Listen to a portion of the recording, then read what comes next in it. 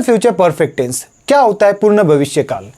तो गाइज पूर्ण भविष्य काल जो होता है जिसे हम कोई चीज को कोई निर्धारित समय से पहले वह काम हम पूरा कर चुके होंगे उसे हम कहते हैं पूर्ण भविष्य काल, मतलब फ्यूचर परफेक्ट टेंस।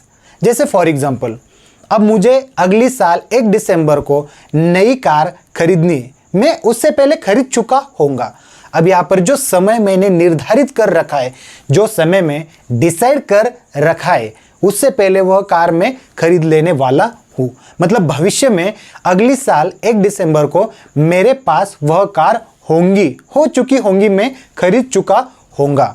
तो इस तरह से किसी निर्धारित समय से पहले जब हम वह काम पूरा कर चुके होते उसे हम कहते हैं पूर्ण भविष्य काल, मतलब फ्यूचर परफेक्ट टेंस। तो आइए कुछ और रोमांचक तथ्य यहाँ पर आपको इसके बारे में पता थे या नहीं थे, मुझे आपको कमेंट बॉक्स में बताना है।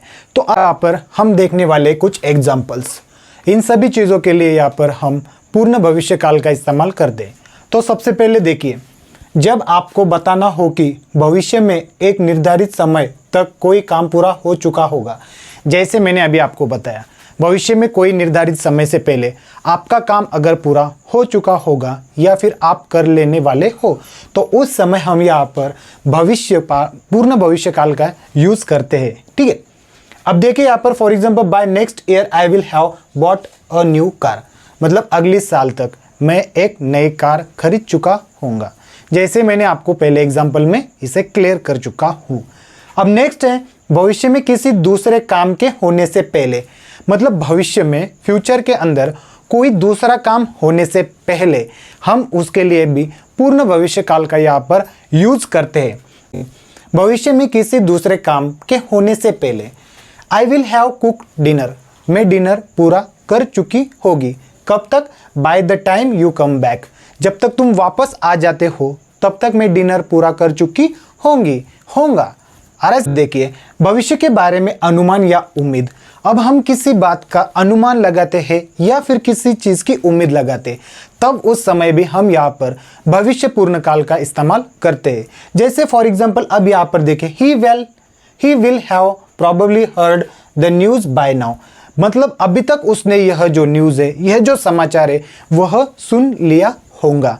तो अब यहाँ पर हम क्या कर रहे हैं? एक अनुमान लगा रहे हैं, एक हम यहाँ पर प्रिडिक्शन कर रहे हैं, शायद उसने वह न्यूज़ सुन लिया होगा।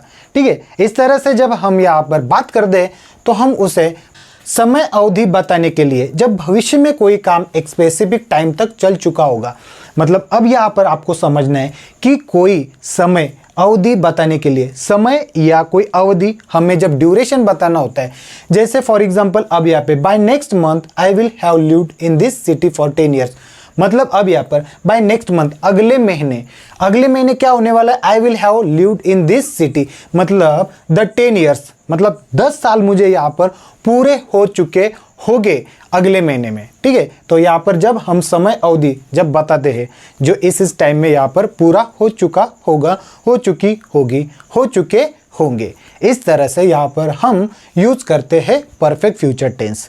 नेक्स्ट, अब इसकी पहचान क्या होती है, इसे हम कैसे पहचानेंगे?